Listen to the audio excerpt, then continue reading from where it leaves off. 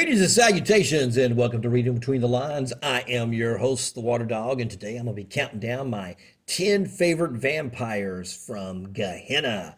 But before I do that, please do me the kind favor of hitting that subscribe button. It means a whole lot to me, and I really appreciate it. Gehenna released in 2004, and if you have seen our Gehenna cracking packs video and drafting videos, those were a lot of fun. We just recently got through doing that. The great thing about this set, it's a 150 card set. It's all new cards. So everything in the set was brand new. So these are all first prints when they first came out in 2004, which makes, which always makes it a lot of fun. But there's a lot of interesting cards. Not necessarily my favorite vampires overall from sets, but there are a few vampires that I really enjoy. And there are some cards in here that, from the set itself are really enjoyable. But let's just get to it, man, because let's have fun. We're going to start with the number 10 slot. At the 10 spot, we've got Petra, Nosferatu 5 capacity vampire. And of course, you know me, I like Superior Paul. That's right, some animalism right there. Her special is the damage Petra inflicts on Bali is aggravated. A vampire burns an additional blood whenever he or she uses a press to continue combat with Petra. And so those are good things. I just like the fact that it's a 5 capacity, superior animalism, and you got the superior aspects, so she can take actions. But then also the big thing, of course, is the combat package of using animalism with her. Fits right into my little, low capacity animalism decks. Very good. So I like that a lot. Coming in at the number 9 slot is Ladislaus Toth, the Torch. This is a 7 cap, Archbishop of Frankfurt. So you've got the votes. You've got 3 superior disciplines that aspects dominate and thaumaturgy. And then, of course, I love Fortitude, Freak Drive, the ability to do that. So this is a vampire that plays right into my wheelhouse. 7 capacity, 3 great superior disciplines, and then you're going to add a Fortitude to get some Freak Drive, some unlock, and some defense. And, with 2 votes, you can't go wrong. Great vampire, hits the number 9 spot for me. At the 8th spot is no stranger to VTES. It's Hartmut Stover. He's, of course, a staple in the Stanislava deck. 10 cap, Archbishop of Berlin. Any vampire voting against a referendum called by Hartmut burns 1 blood when the results are tallied. And he may burn the edge during your discard phase to gain a pull. That's a really great special, very good special, plays really great into the Stanislava deck. And of course, a lot of that has to do with the fact that he does have Dominate and he does have Protean, and those disciplines go right in there with what Stanislava is doing. So it's a good fit, got the title, get you the extra votes, good vampire. Going to the 7 slot. You like to play Big Ravnos? I know you do, so you got to play Big Ravnos. You've got to have Hazamel, 11 capacity vampire. Big old boy, really great. Got 5 wonderful superior disciplines at Animalism, Aspects, Chemistry, Fortitude, and Potence. He has 2 votes. Non-Ravnos vampires must burn 2 blood to attempt a D-action that targets Hazamel, or a card or counter on him, and he's got a +1 bleed. So he's got a kind of a nice little built-in defense system that kind of helps you there. You got the +1 bleed, you get the 2 votes, but you've got all these great disciplines that go along with him. Fits really well into your Ravnos deck, and especially if you're playing Big Ravnos, which I do have a Big Ravnos deck. And so there you go. Coming in at the number 6 spot is Count Germain. The Count, oh man, I love the art on this. This is just some great art too as well. His special, Camarilla, minions opposing Germain in combat cannot use weapons, and he can enter combat with any Toreador controlled by another Methuselah as a D action. So it's got a pretty good defense. It's specialized in who it can enter combat with. But at the 8 capacity, you get 5 disciplines, 4 of them at superior, and then all 4 of them are just great Bruja disciplines. And then you add that little inferior obfuscate to get some actions off. Makes Count Germain a very good vampire. Let's go to the 5 spots. Celeste Lamentage, 5 capacity, 3 great disciplines. You got the superior animalism, superior protean, then you've got little fortitude. Love that. She can strike the end combat against a werewolf opponent. She gets +1 intercept when attempting to block a Camarilla vampire whose controller has at least one Gehenna card in play. So the special, is really kind of specialized. It's those 3 disciplines. They're perfect. It's at a great capacity. She is perfect for my animalism deck, because I love having, if I can get superior animalism with some fortitude where I can take an action, okay, and then still possibly get an unlock or even a defense, oh man, that's bread and butter for me. So she falls right into it at the number 5 spot. Coming into the number 4, Sasha Vikas, the Angel of Cain. And this, of course, is going to be, this is the advanced version. Sabbat, Archbishop of Washington, D.C. If Sasha is ready, you may draw a card from your library whenever another Methuselah plays a master card. And if you do merge, you become a Sabbat Cardinal.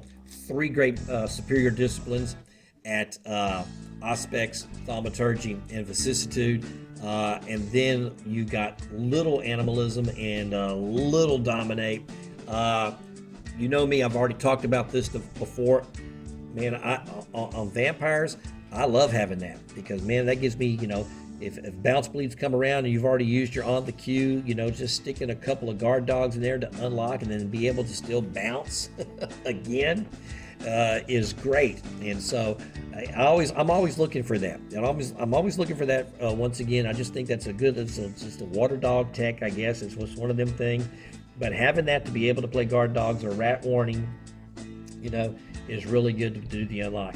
And so it fits right into it. So you got a strong vampire, you got votes, you've got a good combat package, the thing about the vicissitude, then of course that gives you a little bit more toolboxy with Sasha. So a lot of good attributes. It's a Samisi. There you go. What more can we say? Good vampire, plays well. All righty, moving into the number 3 spot is Bruce DeGuy.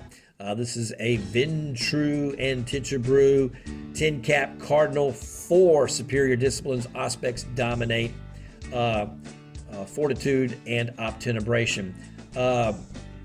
Bruce may burn a blood when he announces a political action to prevent Camarilla vampires from casting votes in the resulting referendum, +1 bleed. This is a great superior because, once again, anytime you can just nullify votes or gain votes, with political decks, that's just really, really, really a strong, special.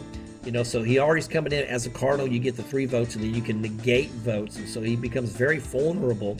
You don't need presence. You don't need bewitching oration when you've got a special like that. To take that 1 blood and just cancel votes, is just really, really good. So good vampire. You put him into that deck that, the Ventru and Titcherbrew deck, is a strong deck at that particular time. It was a strong deck, and so you had some things with that deck that worked really, really well. And of course, it's got a good voting package. Now moving into the 2nd slot, and I don't know, I was very torn between these 2 vampires, between 1 and 2, but we're going to go with Afifa the Herald. I love Afifa the Herald. She's one of my favorite vampires. I never really played with Gehenna cards a whole lot. Literally, I did not. It's only been in the last few years I've played Gehenna cards. And I love putting Afifa in my Avenger deck, and she plays well in that deck. Her special is wonderful. When you put a Gehenna card in play, your prey burns 1 pool. If you do not put a Gehenna card in play during your discard phase, a ready vampire you control other than Afifa burns 1 blood, or you burn 1 pool. And she's got little dominate. So she is great for my Avenger deck. I have a lot of fun. It's a great fun casual deck. One of these days I need to kind of beef it up and get it ready for a tournament and just try it in a tournament and just watch everybody go, what the heck is he playing? But I love it. So I love the special. I love the fact, once again, anytime you can do, an alternative damage to your opponent outside of, the bleeding and the voting mechanics that take place in the game, those are always wonderful things. And Afifa can do that for you. She can give you alternative damage to your prey. and just simply by playing some cards. You know, so if you're going to play, you know, an event deck, well, then this is great, especially if you're playing Gehenna event decks. A Thief falls right into that. And so, good vampire. There you go. At the first slot, we got Ferox the Rock Lord. And Ferox the Rock Lord, once again, I mentioned this before when we were talking about the original version of Ferox, which had come out. I'm trying to remember now off the top of my head. He came out during Bloodlines. I'm just trying to remember Bloodlines. And so what I like about it is this is a gargoyle that's not a slave. So you got a gargoyle vampire, not a slave. But what I love about the Rock Lord, okay, this new advanced version is the special is really, really good. Minions opposed in Ferox in combat cannot play cards that require necromancy, and here's the big one, or blood sorcery. Cannot commit diablerie. He has flight. Now, what I love about that is one of the weaknesses of playing a deck that relies on potence damage is if you get into combat against vampires that use thaumaturgy, quote unquote, blood sorcery. Because theft is a way to really kind of weaken you down. And so what Ferox does is, you know, that just goes out the window. It just goes out the window, making him an even better vampire. So now you don't have to worry about, you know, when you're facing Tremors and stuff like that, you don't have to worry about always having to grapple anymore. You know what I'm saying? You don't have to worry about that because you've got that. Makes him a more potent vampire. Now, if you merge him, he gets +1 intercept when attempting to block directed actions. And so now you've got an extra built-in 1 intercept. He's got the fortitude to unlock so you can multi-act with him, especially since it's superior. He's at the 7 capacity. Once again, my wheelhouse, 7 capacity, 3 superior disciplines. He's got little animalism. Once again, you get that idea of being able to unlock, you know, once again with guard dogs. I love that, having that trait on my vampires. And so he's a great vampire. He's a good 1 vampire for me in 1 vampire scenarios and stuff. Very good. Good vampire, good combat vampire. And that's my top 10, man. Put in the comments section, give me your top 10 favorite vampires from Gehenna. Folks, I appreciate you watching. It's been reading between the lines. I'm the Water Dog, and I'm out of here.